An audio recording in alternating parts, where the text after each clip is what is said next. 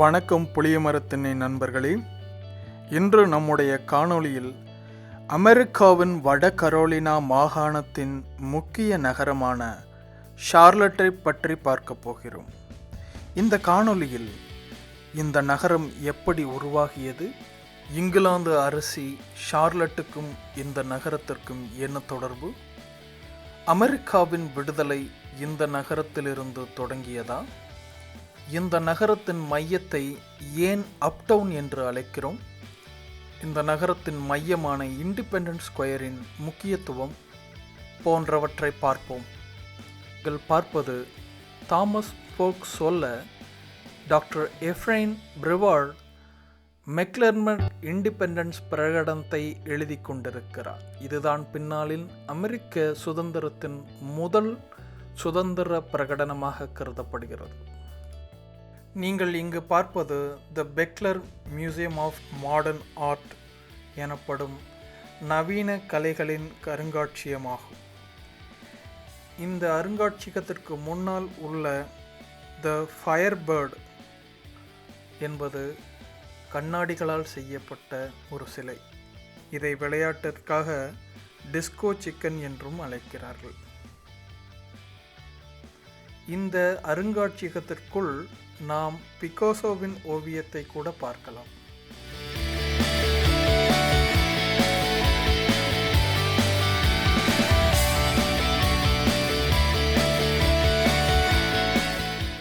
இங்கு நாம் பார்ப்பது மின்ட் மியூசியம் ஆகும். இது ட்ரையான் ஸ்ட்ரீட்டில் உள்ள மின்ட் மியூசியம். இதே போல் ரேண்டால்ஃப் ஸ்ட்ரீட்டில் இன்னொரு மியூசியம் இருக்கிறது. இந்த மியூசியம் கலைப்படைப்புகளுக்காக வைக்கப்பட்ட அருங்காட்சியகமாகும். இப்போ நாம் பார்க்குறது செயின்ட் பீட்டர்ஸ் கத்தோலிக் சர்ச்சு. இது ஒரிஜினலாக பில்ட் பண்ணதை பார்த்தீங்கன்னா 1851 ஐரிஷ் அண்ட் ஜெர்மன் இமிகிரண்ட்ஸ்க்காக கட்டப்பட்ட இந்த சர்ச்சு சிவில் வாரில் டேமேஜ் ஆச்சு. அதுக்கப்புறம் 1893 தான் இந்த சர்ச்சை ரீபில்ட் பண்ணி இப்போ சர்ச்சை பண்ணியிருக்காங்க. இது ஒரு ஹிஸ்டாரிக் பிளேஸ். இது இருக்கிறது ட்ரையன் ஸ்ட்ரீட்.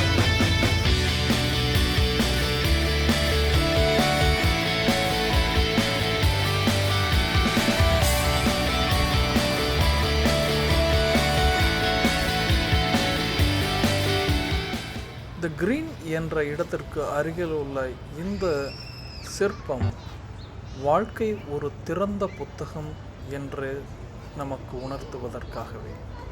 இதை அமைத்தவர் பிராட் ஸ்பென்சர் என்ற கலைஞர். இது அமைக்கப்பட்ட ஆண்டு 2002.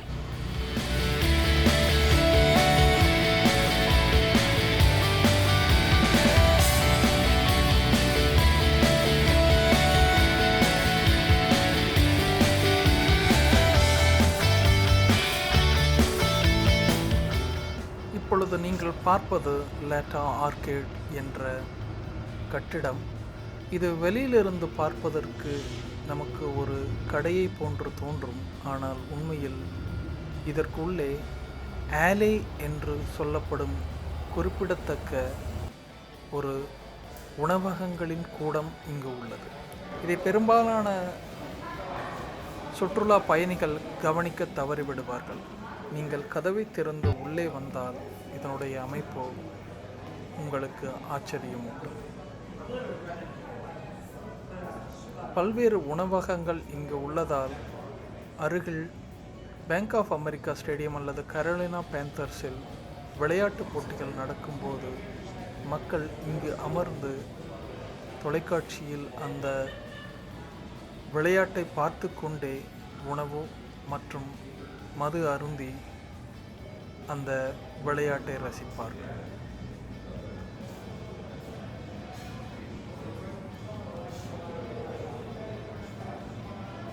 இங்கு ஒரு இந்திய உணவகம் உள்ளது என்பது குறிப்பிடத்தக்கது.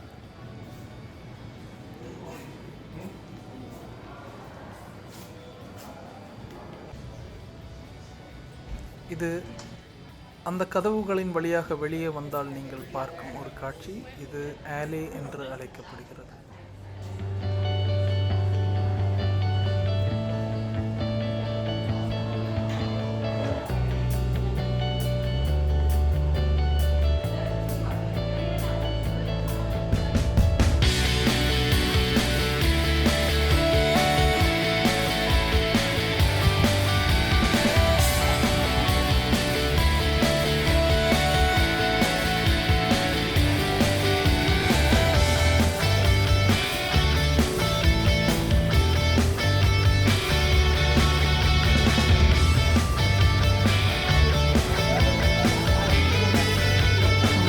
கலே அப்படிங்கிற இடத்துல இருந்து வெளியே போயிருந்தோம்.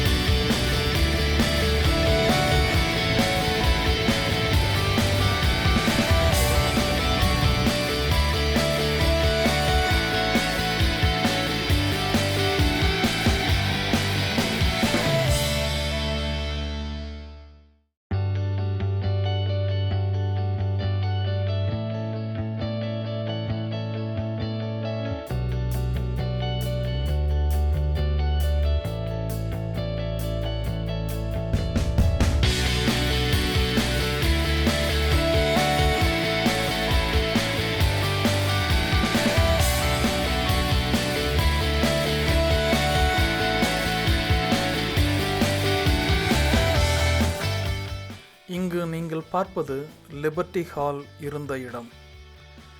இந்த காலி இடத்தில்தான் ஒரு காலத்தில் மாணவர்களுக்கு கல்வியை போதிக்கும் கல்விச்சாலை இருந்தது. இங்கு இங்கிலாந்து சர்ச்சின் கொள்கைகளுக்கு எதிரான பாடம் கற்பிக்கப்பட்டதால் அரசர் இந்த பள்ளிக்கு அங்கீகாரம் வழங்க மறுத்துவிட்டார். பின்னர் சுதந்திரம் அடைந்த பிறகு இந்த இடத்தை அவர்கள் லிபர்ட்டி ஹால் என்று பெயர் வைத்தார்கள்.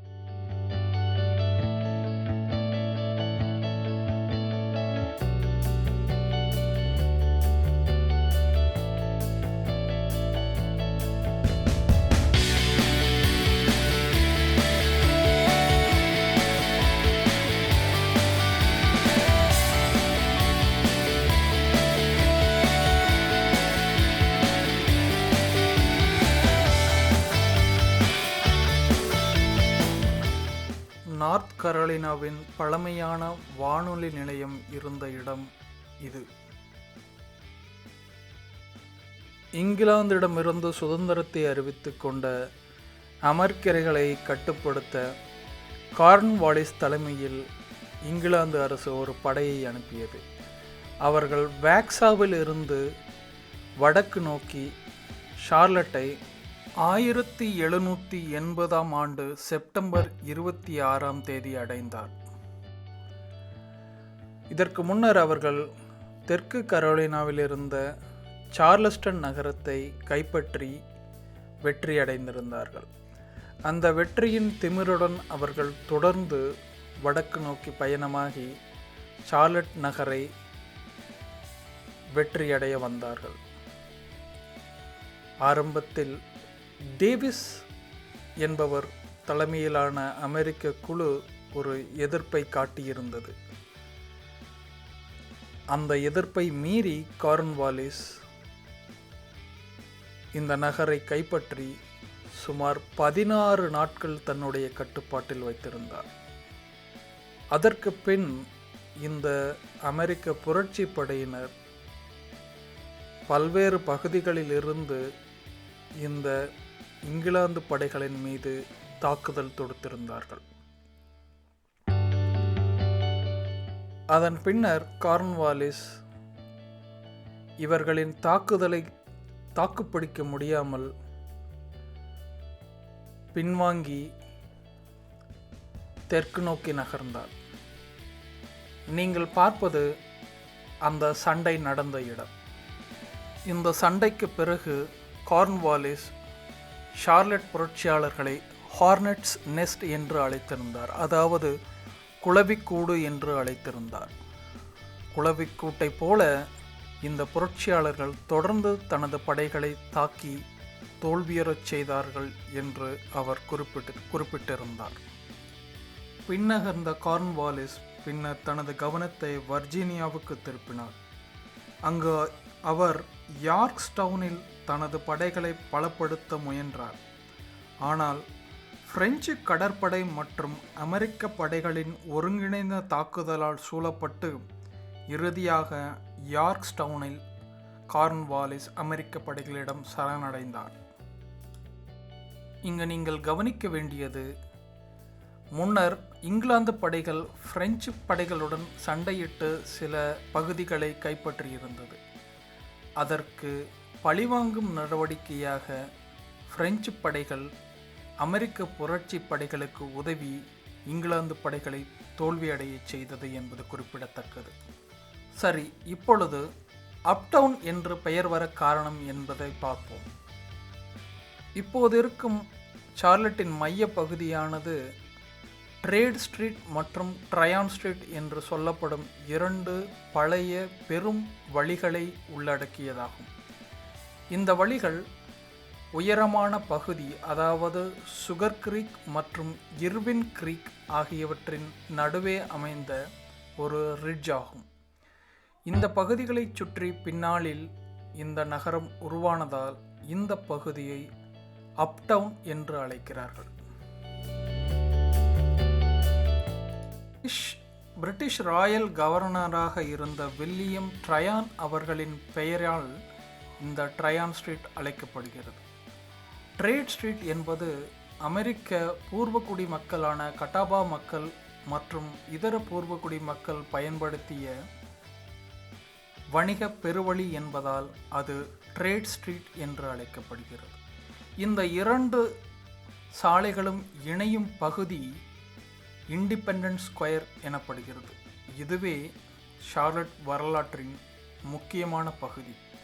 நீங்கள் இப்போது இங்கு பார்ப்பது அந்த பகுதியில் முன்னாளில் இருந்த கோர்ட் ஹவுஸில் தாமஸ் போல் சொல்ல பிரிவார்ட் எழுதிய மெக்லன்பர்க் சுதந்திர பிரகடனத்தின் அறிக்கை தொடர்பான காட்சி.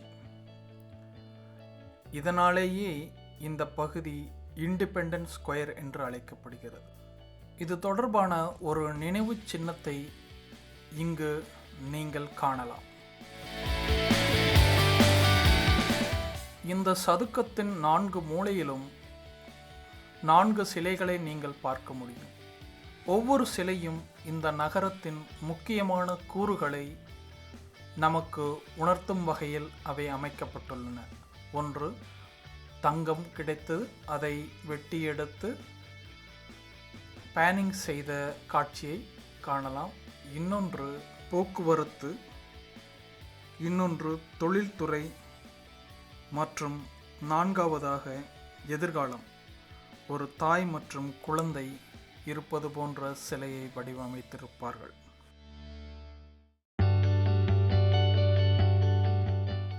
நீங்கள் இப்பொழுது பார்ப்பது இண்டிபெண்டன்ஸ் ஸ்கொயருக்கு அருகில் உள்ள பேங்க் ஆஃப் அமெரிக்காவின் கார்ப்பரேட் ஹெட் குவார்ட்டர்ஸ்.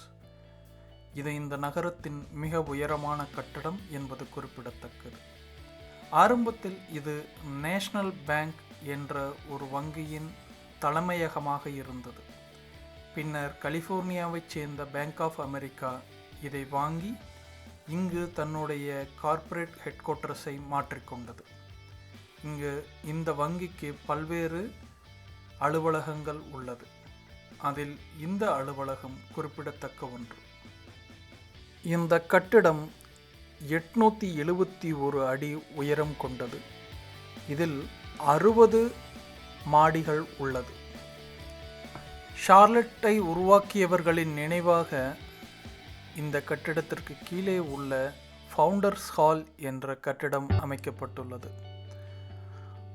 அந்த கட்டிடத்தை தாண்டி நாம் நடந்தால் ஓவர் ஸ்ட்ரீட் மால் என்ற வணிக வளாகத்தை நீங்கள் பார்க்கும் ஸ்கைவாக் வழியாக நாம் அடைய முடியும். இத்துடன் இந்த காணொளியின் நிறைவு பகுதிக்கு வந்துவிட்டோம்.